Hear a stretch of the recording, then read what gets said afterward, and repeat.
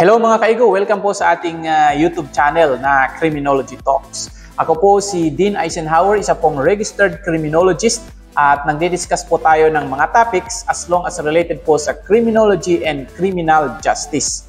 Sa mga nanonood po lagi sa atin, sa mga subscribers natin, maraming salamat po sa iyong suporta. At sa mga hindi pa subscribers, please do subscribe po para po palawakin natin itong munting criminology community natin sa YouTube.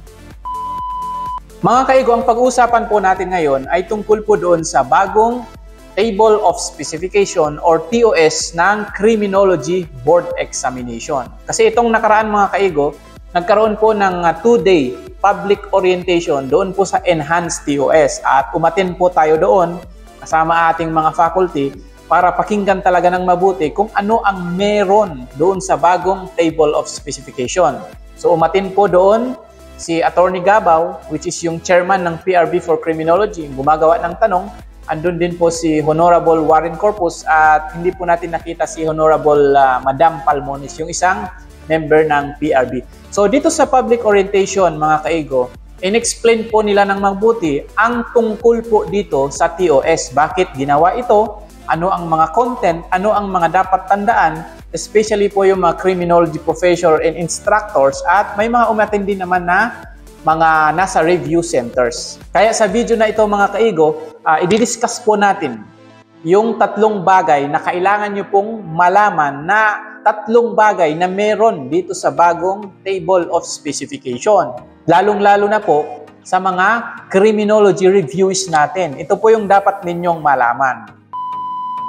Unang-una mga kaigo is, itong Table of Specification, ma-apply na po ito sa darating na July-August Criminologist Licensure Examination. So sa mga reviewees na mag-e-exam po sa July-August, kayo po ang unang tatamaan nitong bagong Table of Specification. Kasi meron pong resolution ang PRB, ito po yung PRB Board Criminology Resolution number 2 Series of 2024. Meron po itong title na Enhanced Tables of Specification for the Subject in the Licensure Examination for Criminologists based on the standardized format aligned with the Philippine Qualification Framework or tinatawag na PQF. Siguro we will have a time i-explain natin kung anong PQF.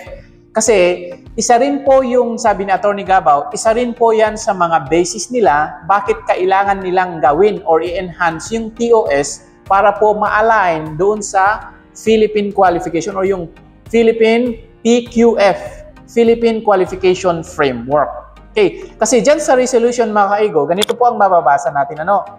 Further resolved, sabi dyan, that this resolution with its Annex A shall be applied in the July 2024 licensure examination for criminologists and the subsequent schedule thereof. So, ibig sabihin lang po yan, sa resolution na yan, sinasabi po na i-apply na po sa July-August 2024 yung TOS na yan. Okay, kaya sa mga mag-e-exam ngayon sa buwan na yan, kailangan nyo pong maging aware dyan sa TOS na yan. Kasi bakit? That leads to number 2. Okay, number 2 na kailangan nyong tandaan dyan. Dyan sa TOS mga kaigo, nasa number 2 na tayo Diyan sa number 2, diyan sa TOS mga kaigo, okay, mas specific pa yung TOS compared doon sa TOS 2022. Ibig sabihin po, na-confine talaga.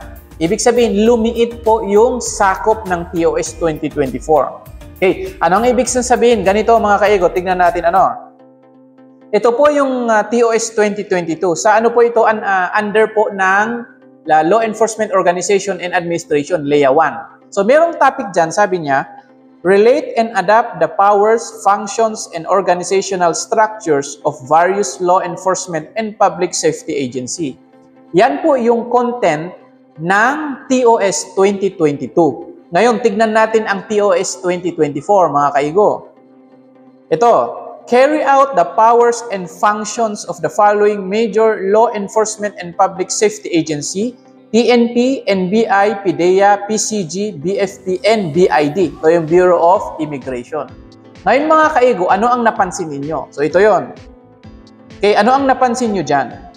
So yan sa taas ang TOS 2022, sa baba TOS 2024. Yan po ang isang patunay na naging specific na po. Kasi tignan niyo sa TOS 2022, ano ang sabi dyan? Various law enforcement and public safety agencies. Pero pagdating sa TOS 2024, binanggit na po kung ano yung mga law enforcement agencies. Kasi sa TOS 2022, kailangan mo pang i-research kung ano itong mga enforcement and public safety agencies. Sa TOS 2024, mga kaigo, binanggit na po kung ano ang mga agency na yan, which is PNP, NBI, PDEA, PCG, BFP, and the BID. So, ibig sabihin, kapag ikaw ay nagre-review, dyan ka lang mag-focus. Kaya sinasabi ko na specific. O ito pa isang sample. Sa ano nito? Sa CLJ Book 2. Ito, sa TOS 2022 tayo ha. Recall, compare, and use the elements and principles of the crime against person, property, chastity, civil status, honor, and quasi-offenses. So ngayon mga kaigo, ito naman yung TOS 2024. Analyze the elements of crimes against person, specifically murder, homicide, parricide, infanticide, rape, physical injuries, and illegal discharge of firearms. So ano ang napansin ninyo? Sa TOS 2022 mga kaigo, nilagay po yung title ng crime. Halimbawa, crimes against person. So kailangan mo pang i-research yung mga crimes against person. Ngayon sa TOS 2024, ito po yung comparison, no? Yan. Sa TOS 2024, binanggit na po kung ano yung mga krimen na kailangan mong i-review. Yan po yung murder, homicide, parricide, infanticide, rape, physical, and the likes. Unlike po yung TOS 2022, binanggit lang po yung category ng mga crime. Nakuha niyo po. Yan po mga kaigo, kung bakit sinasabi na more specific yan, na confine at parang lumiit yung kailangan nyong i-review pag kayo po ay mag-board exam sa criminology. Ang pangatlo mga kaigo na meron dyan sa bagong TOS natin is no factual questions. Sinabi po ni yung consultant nila sa PRC, I forget the name, no? Dr. Tibiga or Toga, basta si Madam, sabi niya, no factual questions. Sinabi niya po doon sa orientation, sabi niya, no factual questions. Kahit pa yung mga nakaraang TOS. Pero, mas in-emphasize pa dito sa TOS na no factual questions. Ibig sabihin, wala na po kayong makikita na who is, what, where, when. Yung 5 W's na question, yung where, wala na po yan. Kasi according to Attorney Gabao, yung board exam, ito talaga yung parang assessment method, ina-assess yung graduate natin kung ready ba sila sa kanilang profession as criminologist. Kasi kung itatanong, kasi siyempre may punto din sila. Kasi kung itatanong ang who is the father of criminology, magagamit ba yon sa trabaho nila in the future? So wala na po ang mga ganyan. Hindi tulad natin na kailangan nung i-memorize yung batas, lalo na yung number. Ngayon po hindi mo na kailangan i-memorize yung number ng batas. Halimbawa, RA 6975. Ang i-study mo, ang i-review mo is yung content ng batas. Hindi mo kailangan i-memorize yung theory. Ang kailangan mong i-master is yung nilalaman ng theory kasi yun po ang itatanong. Okay? So, yun lang mga kaigo ang tatlo na meron dun sa TOS. Unang-una, i-apply na po yan sa July-August board exam. Pangatlo, naging confine na po, naging specific. At pang-apat, sa TOS po natin, walang mga factual questions.